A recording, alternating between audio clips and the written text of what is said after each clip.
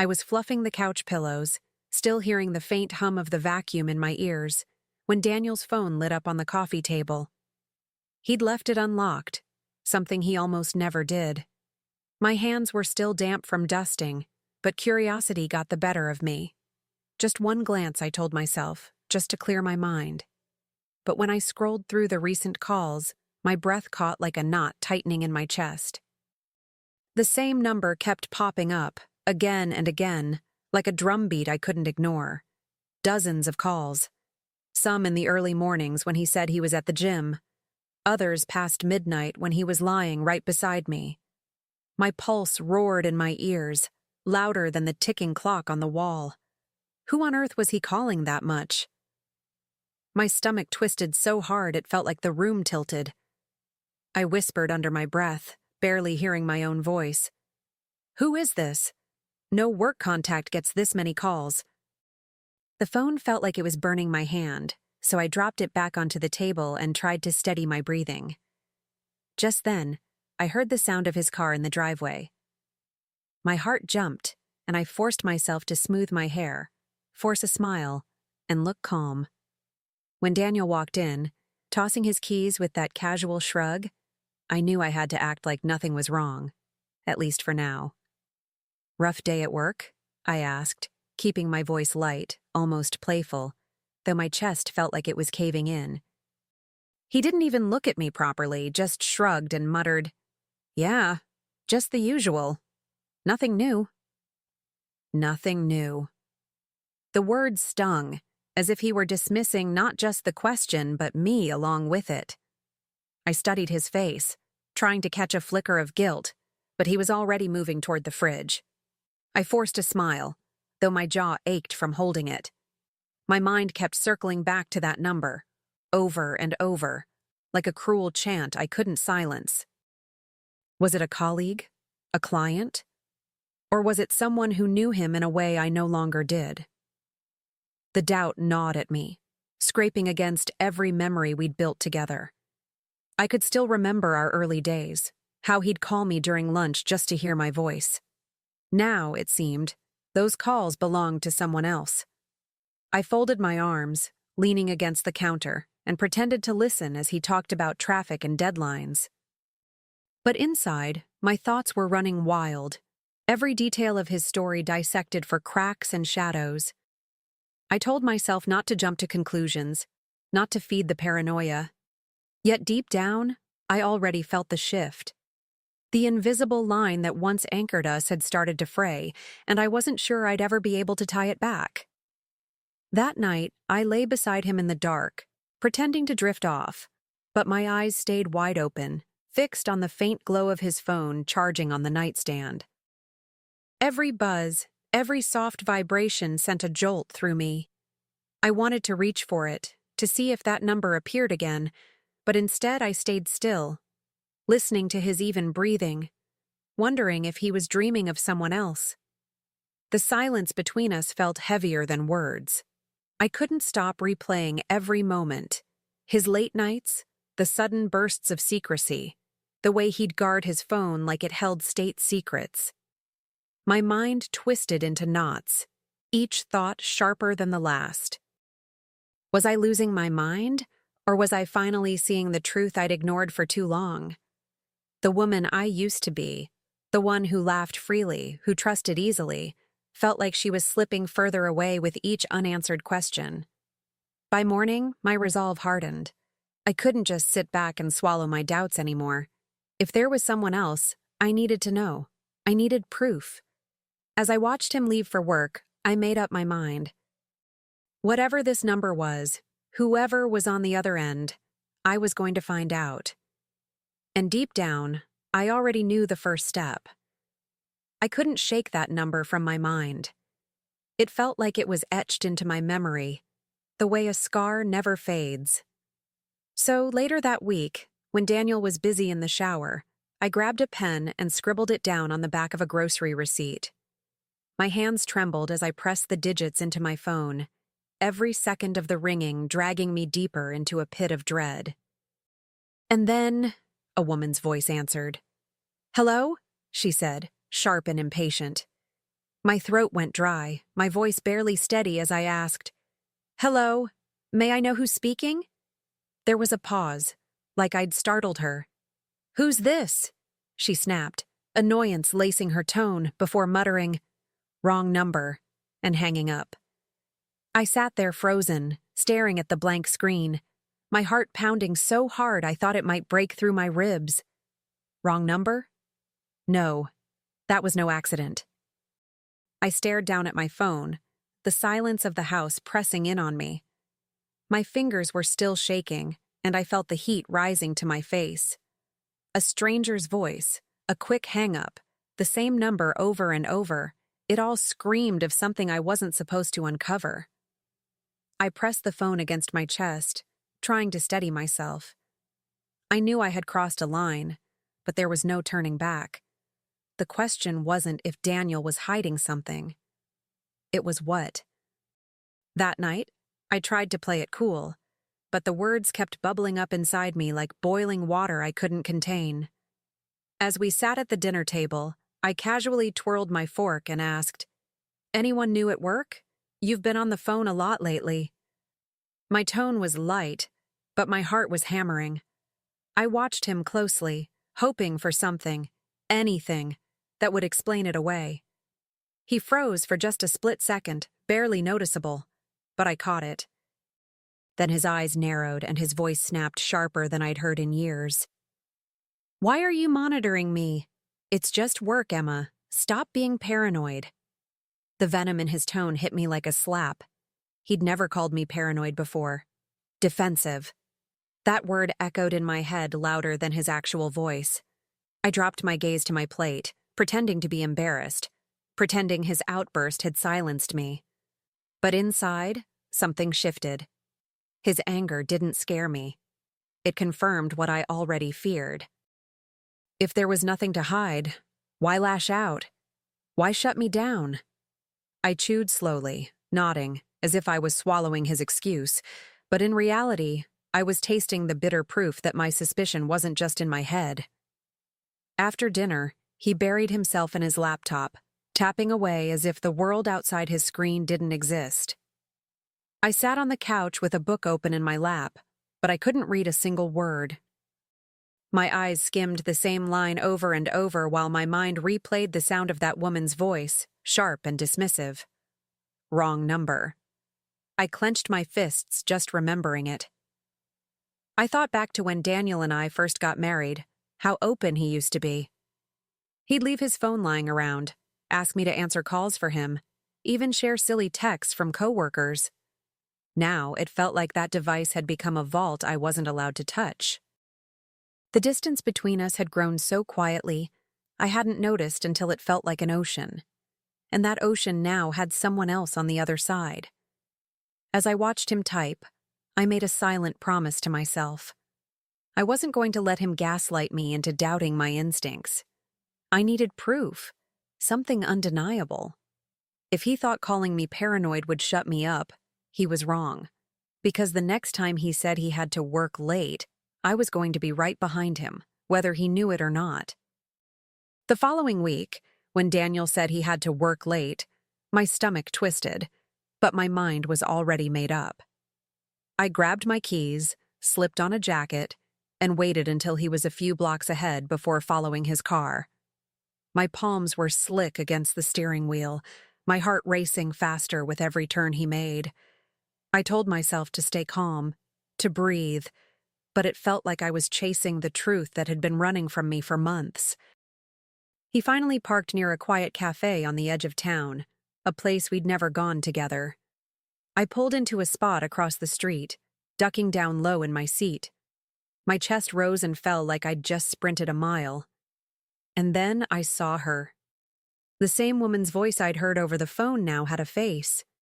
She was waiting by the window, looking around until Daniel walked in. When he spotted her, his entire expression shifted, lighter, brighter, like I hadn't seen from him in years. They didn't just greet each other. They embraced, close and familiar, like they belonged to each other. My throat burned, but my hands were steady as I reached for my phone.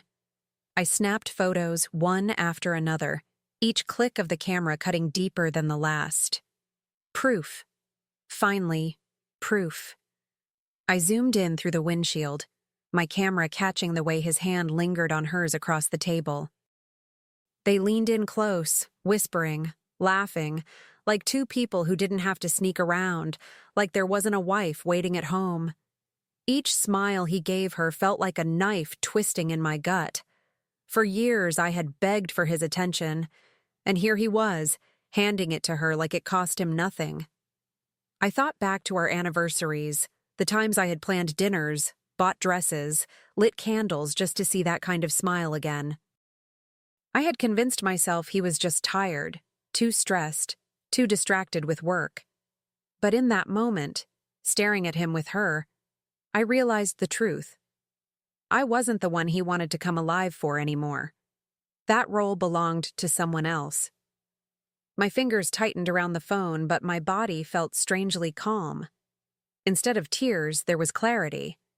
Instead of crumbling, I felt something hardening inside me.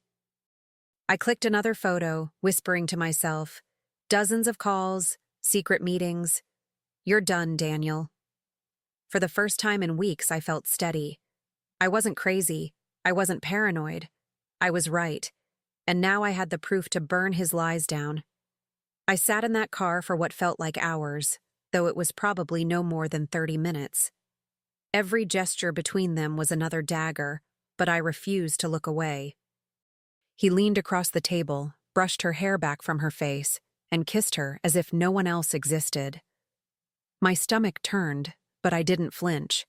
I held my phone steady, taking the shot that sealed his betrayal forever. The irony wasn't lost on me.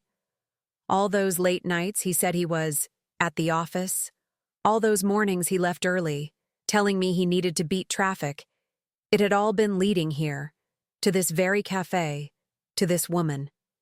The puzzle pieces clicked together in the cruelest way. And while he laughed with her inside, I sat outside, alone, realizing just how blind I had been. When they finally stood to leave, I slumped down in my seat, heart thundering, praying he wouldn't notice my car. He wrapped his arm around her waist as they walked into the night, and that image burned itself into my mind. As their silhouettes disappeared down the street, I whispered to myself, "It's over." He doesn't know it yet, but it's over. And with that, I started planning the moment he would face everything I'd uncovered. I waited until the weekend, when there were no excuses for him to hide behind work. The photos sat printed on the kitchen table, each one like a loaded weapon waiting to be fired. My hands didn't shake this time. They were steady, like I'd rehearsed for this moment all my life. When Daniel walked in, humming to himself, dropping his keys in the bowl, I felt the calm before a storm rise in me. Dozens of calls. Secret meetings. Lies, I said evenly, sliding the photos across the table toward him. Care to explain? His face drained of color the second his eyes landed on the images. His mouth opened, then closed, like he was drowning without air. Emma, wait. It's not what you think. She's just a friend. His voice cracked under the weight of the lie. I slammed my hand on the table, cutting him off. Friends don't kiss in cafes, Daniel. My voice didn't waver, though I felt my heart pounding like a drum in my chest. He reached for me, desperate, but I pulled back before he could touch me. His pleading eyes searched mine, and for the first time, I felt nothing but ice. "It was a mistake," he blurted out, his voice breaking as if that single word could erase the months of betrayal. "Please, we can fix this, Emma. I'll end it. I swear." His hands trembled as he reached for the photos again, as if tearing them up would rewrite the truth staring back at him. For years, I would have clung to those promises, begged for his attention. But not anymore. I crossed my arms, my body rooted like stone. "You broke something you can't fix," I said, my voice calm, almost detached. His eyes widened, panic settling in where arrogance once lived. He was used to me folding, to me patching the cracks he created. But this time the cracks were too deep, and I refused to be the glue. He tried again, softer this time. Emma, don't do this to us. Think about what we've built, our life, our home. His words floated around the kitchen like smoke, but I wasn't inhaling them anymore. I thought about all the nights I'd waited up, all the mornings I'd trusted his excuses, and realized the life he was begging for wasn't ours. It was only mine now. I stood, slowly, letting the chair scrape against the floor. That sound alone made him flinch. "No, Daniel, you did this to us," I said, my voice sharper now, cutting through his pleas. I gathered the photos from the table and pressed them into his chest. He clutched them like they were burning, his eyes begging me for mercy I no longer had to give. For a split second, I studied the man in front of me, the same man I once loved so deeply, the man I thought I'd grow old with. But standing there, stammering, trying to salvage lies with half-truths, he felt like a stranger. I wasn't looking at my husband anymore. I was looking at the man who destroyed the very foundation of my trust. As I turned and walked down the hall, his voice cracked behind me. "Emma, please, we can make this right." I didn't stop, didn't even look back. Because deep inside, I already knew this confrontation wasn't the end. It was only the beginning of something far bigger. And my next move would change everything. The very next morning, I sat across from a lawyer in a sleek office, the smell of polished wood and coffee filling the air. My hands didn't shake as I laid the photos on the desk. He adjusted his glasses, studied each image, and then leaned back with the faintest smile. "With this proof, you'll walk away with everything. House, accounts, assets," he said confidently.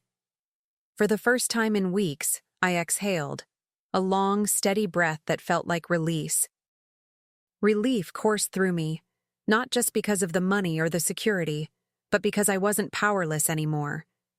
He had tried to make me doubt myself, tried to gaslight me into silence. But here I was, using his own betrayal as the key to my freedom. The balance of power had shifted, and it was mine now. I could almost taste it. "Perfect," I told the lawyer, my voice firmer than I expected. "Let him keep his mistress. I'll keep the life he tried to steal." The words rolled off my tongue like steel coated in honey. In that moment, I didn't just feel like a betrayed wife. I felt like a woman reclaiming her name, her dignity, her future. And I knew Daniel had no idea what was about to hit him. When I got home, the house felt different. No longer like a cage, but like a stage where the final act was about to unfold. I gathered my things quietly, folding clothes with deliberate care, slipping important documents into a neat folder. Each drawer I closed felt like a door shutting on the life I'd once shared with him. I wasn't running away this time. I was walking out on my own terms. By the time Daniel came home that evening, everything was set. On the dining table sat a crisp envelope with his name on it. Inside, the divorce papers, stamped and ready. Next to them, a short note in my handwriting.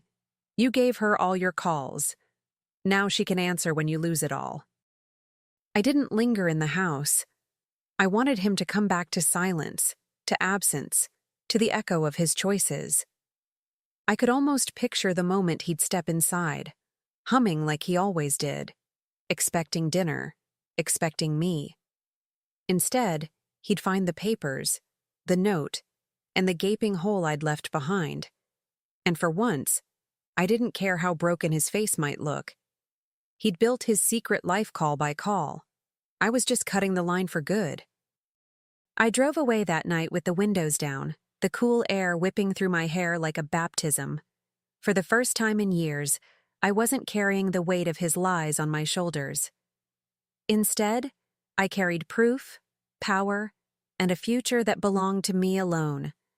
My phone buzzed in the passenger seat, Daniel's name lighting up the screen, but I didn't answer. I let it ring out, over and over, until the silence felt permanent. I knew what came next. The desperate apologies, the hollow promises, the begging. But those words wouldn't touch me anymore.